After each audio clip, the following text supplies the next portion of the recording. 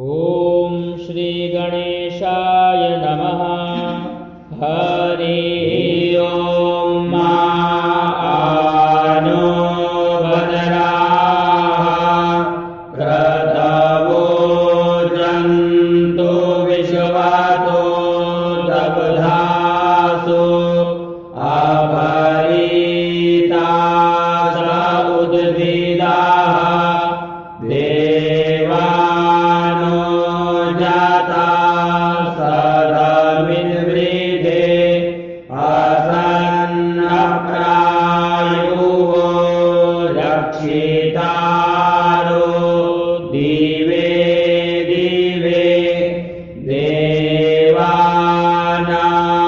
भद्रा सुमतिर्नियूयतां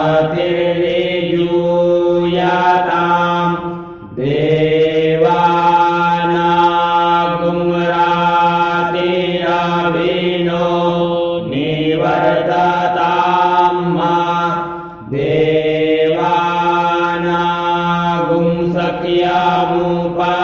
देवानागुंसख्यमुपसेदिमा वयं देवाना आयुः प्रतिरन्तु जीवासे तान् पूर्वायानि विदाहुमहे वयं भागं मित्रमदितिं दक्षमस्त्रिधं मा अर्यमाणं वरुणगुं सोममश्विना सरस्वतीनाः सुभगामयस्करत तन्नो वातो वायो भुवातु वेतजं तन्माता पृथिवी तत्पिता द्यौः तद्ग्रावाणः सोमसुतो मायो भुवस्तदश्विना श्रीणुतं विष्ण्यायुवं मा तमीशानं जगतस्तस्तु गणपतिं धियं जिन्वामवसे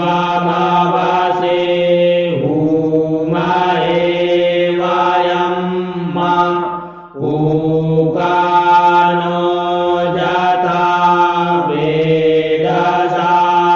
वेदसामसद्वृधे रक्षिता पायुरदब्धा स्वस्ताये स्वस्ति न इन्द्रो वृद्धश्रवाः स्वस्ति नः पूषा विश्ववेदाः स्वस्ति नस्तार्क्ष्यो अरिष्टनेमिः स्वस्ति नो बृहस्पतिर्दधातु बृहदस्वामरुताः कृष्णीमातरः शुभं जावानो विदधे भुजगमयाः अग्निजिह्वामनवः शूरचक्षसो विश्वेनो देवा अवसागमन्निह भद्रं कर्णेभिः शृणुयाम देवा भद्रं पश्येमाक्षभिर्यजतराः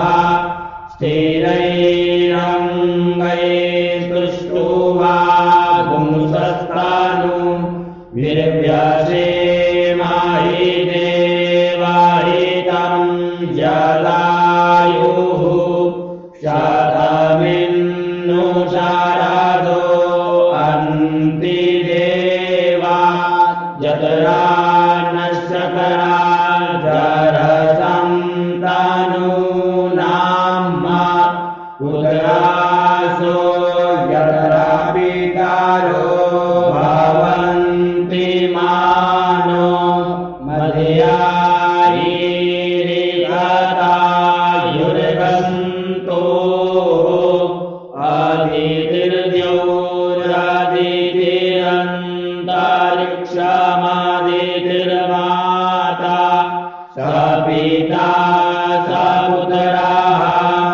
विश्वे देवा आदितिः पञ्च जना आदितिर्जातमादितिर्जनित्वं द्यौः शान्तिरन्तरिक्षगुं शान्तिः पृथिवी शान्तिरापः शान्तिरोगधयः शान्तिः वनस्पतयः शान्तिर्विश्वे देवाः शान्तिर्ब्रह्म शान्तिः सर्वगुं शान्तिः शान्तिरेव शान्तिः सामा शान्तिरेधि यतो यतः समीहसे ततो नो अभयं कुरु शन्नः कुरु प्रजाभ्यो भयन्नः पशुभ्यः गणान्त्वा गणपतिगुं हवामहे प्रियाणान्त्वा प्रियपतिगुं हवामहे निधीनान्त्वा निधिपतिगुं हवामहे वसो मम आहमदानि गर्भधमा त्वमदासि गर्भधम्मा अम्बे अम्बिकें बालिके नमानयति कश्चन स्वस्य स्वकः सुभद्रिकां त्वां पीडवासिनीं मां सुशान्तिर्भवतु। ॐ श्रीमन्महागणाधिपतये नमः। ॐ लक्ष्मीनारायणाभ्यां नमः। ॐ उमामहेश्वराभ्यां नमः। ॐ वाणीहिरण्यगर्भाभ्यां नमः। ॐ सतीपुरन्दराभ्यां नमः। ॐ मातापितृचरणकमलेभ्यो नमः। ॐ इष्टदेवताभ्यो नमः। ॐ कुलदेवताभ्यो नमः। ॐ ग्रामदेवताभ्यो नमः। ॐ वास्तुदेवताभ्यो नमः। ॐ स्थानदेवताभ्यो नमः। ॐ सर्वेभ्यो देवेभ्यो नमः। ॐ सर्वेभ्यो ब्राह्मणेभ्यो नमः। ॐ सिद्धिबुद्धिसहिताय श्रीमन्महागणाधिपतये नमः। ॐ सुमुखश्चैकदन्तश्च कपिलो गजकर्णकः लम्बोदरश्च विकटो विघ्ननाशो विनायकः धूम्रकेतुर्गणाध्यक्षो बालचन्द्रो गजाननः द्वादशैतानि नामानि यः पठेत् शृणुयादपि विद्यारम्भे विवाहे च प्रवेशे निर्गमे तथा संग्रामे संकटे चैव विघ्नस्तस्य न जायते शुक्लाम्बरधरं देवं शशिवर्णं चतुर्भुजम् प्रसन्नवदनं ध्यायेत् सर्वविघ्नोपशान्तये अभीप्सितार्थसिद्ध्यर्थं पूजितो यः सुरासुरैः सर्वविघ्नहरस्तस्मै गणाधिपतये नमः। सर्वमङ्गलमाङ्गल्ये शिवे सर्वार्थसाधिके शरण्ये त्र्यम्बके गौरी नारायणि नमोऽस्तुते।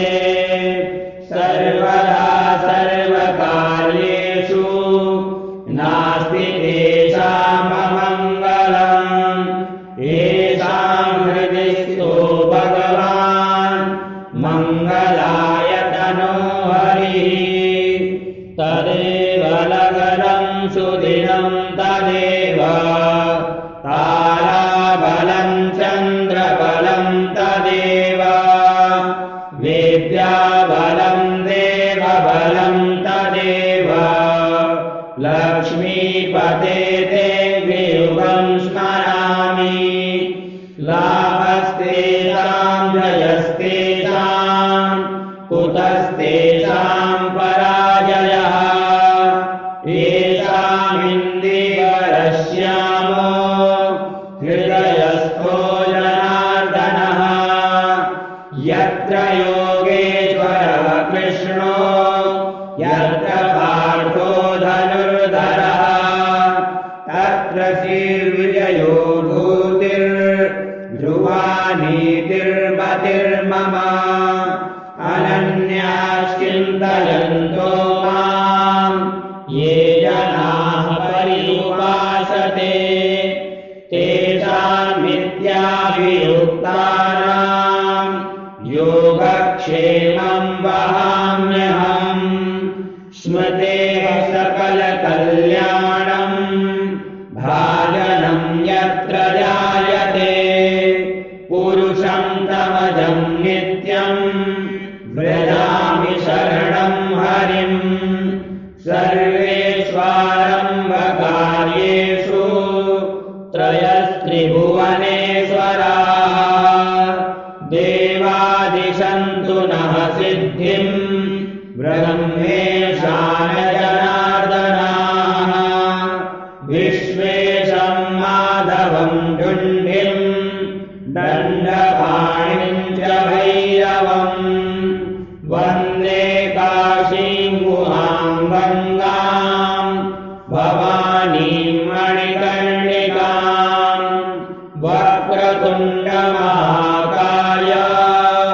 सूर्यकोटिसमप्रभा निर्विघ्नं कुरु मे देव सर्वकार्येषु सर्वदा विनायकं गुरुं भानुं ब्रह्म विष्णु महेश्वरान् सरस्वती प्रणम्यादौ सर्वकार्यार्थसिद्धये ॐ श्री गणेशाम्बिकाभ्याम्